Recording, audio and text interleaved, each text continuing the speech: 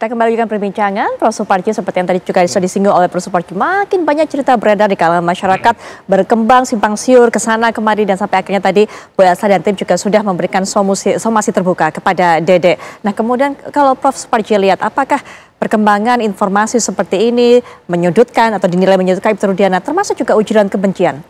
Ya, saya kira ujaran kebencian kan satu ujaran yang ditujukan supaya orang membenci ya pada individu, pada kelompok yang pada umumnya didasarkan pada suku, agama, ras atau antar golongan. Tetapi dalam konteks ini memang ada upaya ya untuk kemudian menciptakan opini publik membenci kepada Ibtu Rudiana, dan itu mungkin saja relatif berhasil karena secara umum ya ada kecenderungan bahwa Ibtu Rudiana disudutkan dan dalam posisi yang kemudian tidak baik ya, tidak positif, meskipun ya pada dasarnya adalah orang tua dari korban. Yang ini betulnya yang kita khawatirkan, karena bagaimana proses penegakan hukum ini tetap memperhatikan 3 aspek ya, substansi, prosedur, dan kewenangan ya. Bagaimana cara-cara untuk mendapatkan keadilan, cara mendapatkan kebenaran, tidak melupakan prosedur ya, dan kemudian dilakukan dengan cara-cara proporsional sesuai dengan kewenangan yang dimiliki. Kalau cara-cara kemudian bagaimana membuat sebuah opini, membuat kemudian misalnya berita-berita yang tidak benar atau kemudian framing, saya kira ini kan bukan prosedur yang benar, dan ini satu era yang sering disebut era post-truth, bagaimana sesuatu yang sebetulnya tidak benar karena ada opini yang besar dianggap menjadi sesuatu yang benar, dan ini yang bertentangan dengan aspek hukum karena tidak sesuai dengan fakta persidangan, dan ini mesti yang dikendalikan. Bagaimana ya penegak hukum bekerja secara progresif, demikian pula para pihak bekerja secara proporsional yang secara apa yang dimiliki, kemenangan yang dimiliki itu dilaksanakan dengan baik. Kalau kita memahami ya adanya somasi, saya kira itu wajar-wajar saja, mengingat supaya mengerem secara proporsional. Soal apakah pemenuhan unsur atau tidak, kembali pada penyidik nanti itu.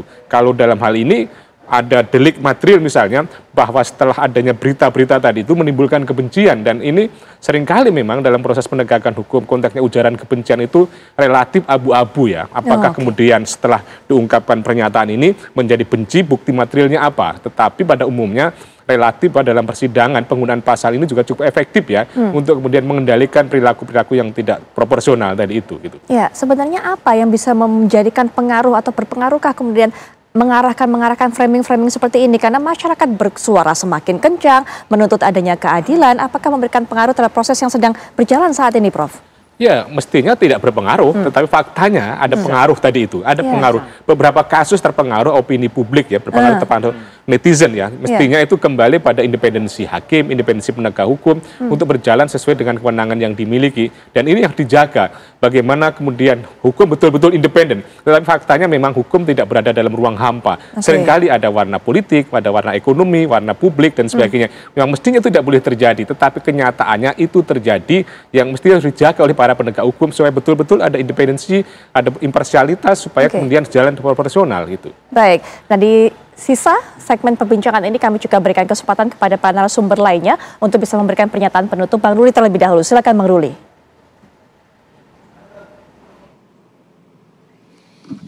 Ya, kami sih hanya mengharapkan bahwa apa yang sudah kami laporkan bisa diselidiki, kemudian ditindaklanjuti oleh pihak Bareskrim, karena intinya kami ingin mencari kebenaran material, sehingga upaya-upaya kami dalam mengumpulkan bukti-bukti ini bisa maksimal. Ya, kalau dalam proses ini kemudian menimbulkan dampak, ya saya kira itu udah menjadi resiko kami lah.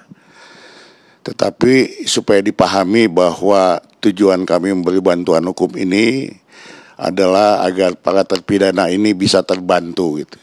Dan kami juga tidak akan secepat-cepatnya mengumpulkan atau menyampaikan permohonan PK ini, karena ini menyangkut nasib orang dan kami mesti hati-hati. Ya, mudah-mudahan apa yang kami lakukan bisa berguna bagi para terpidana, juga ada bagi penegakan hukum di Indonesia.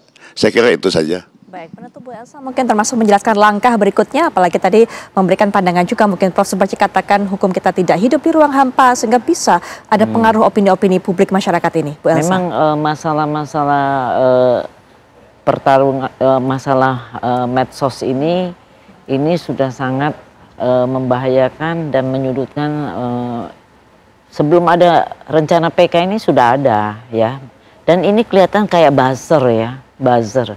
Jadi bertubi-tubi, ada bercerita hoax-hoax macam-macam. Jadi Sehingga ini terlihat seperti dikendalikan, Bu? ya terlalu banyak beritanya ya. Dan saya sampai pikir dulu Eki dan Vina ini siapa sih sampai gitu hebatnya, sampai pemberitaan di medsos tuh begitu luar biasa. Tapi bagi saya ya, untuk ini kita harus memberikan keseimbangan yang baik dan kasih knowledge kepada publik bahwa berita yang benar yang seperti apa. Dan sudah langkah-langkah itu sudah kami buat strateginya. Dan semua yang memberikan hoax-hoax itu tentu harus diproses secara hukum dan sesuai dengan peraturan Kapolri. Kita memberikan somasi dulu, jeda waktunya. Jika mereka tidak mencabut atau tidak meminta maaf itu, baru kita proses. Karena itu perkap Kapolri yang terbaru ya Pak ya, bahwa masalah ITE dan segala rupa itu harus juga disomasi dulu. Nah tapi kalau disomasi kita udah laksanakan tapi mereka tidak peduli, ya berarti kita sudah tinggal kasih bukti kepada polisi ya ini. Baik.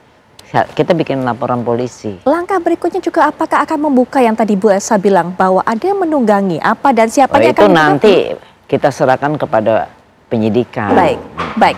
Pak Beni silakan terakhir Pak Beni penutup. Ya, kami dari Kompolnas tentunya akan mengawal kasus ini. Kemudian kami mengimbau kepada masyarakat, kepada penasihat hukum, apabila memang ada saksi-saksi baru, kemudian ada bukti-bukti baru, saran kami sebaiknya disampaikan kepada pihak kepolisian supaya ditindaklanjuti. Bukan diperdebatkan, tapi ditindaklanjuti, diuji, di cross check, didalami dan sebagainya, sehingga nanti bisa membantu menuntaskan kasus ini. Kasus ini kan belum tuntas. Belum. Untuk kasus Peggy di SP3, karena putusan dari pra peradilan demikian, tapi kan belum tuntas. Sementara masyarakat merindukan terwujudnya kebenaran. Para orang tua korban menunggu keadilan. Nah inilah yang tentunya dengan semangat yang sama, marilah kita sama-sama bergandengan tangan untuk kepedulian kita menuntaskan kasus ini. Baik, terakhir juga penutup Prof silakan. Ya, pertama harapannya kan ini menyelesaikan masalah tanpa masalah baru kan. Ya. Tapi kenyataannya justru muncul masalah-masalah baru. Harapannya jangan sampai kemudian berkembang sedemikian rupa menimbulkan kegaduhan baru, kebisingan baru. Kemudian yang kedua adalah bahwa orientasi ini kan kebenaran material, kebenaran yang logis, kebenaran yang rasional ya, yang bukan otak-atik gadok gitu dalam bahasa Jawa, hanya hubung-hubungkan saja, Betul. yang kemudian itu dianggap sebagai sebuah kebenaran. Harus kita bangun sebuah kebenaran yang material, kebenaran yang betul-betul didukung oleh alat bukti, yang didukung juga dengan barang bukti, sehingga kemudian bisa dipertanggungjawabkan secara rasional dan objektif. Dan yang ketiga menurut saya penting adalah bagaimana para pihak yang terkait ini betul-betul ya mengontrol ya, betul-betul kemudian memanfaatkan momentum ini untuk membantu penegak hukum menghadirkan sebuah kebenaran sehingga menghadirkan sebuah keadilan para pencari keadilan gitu. Baik.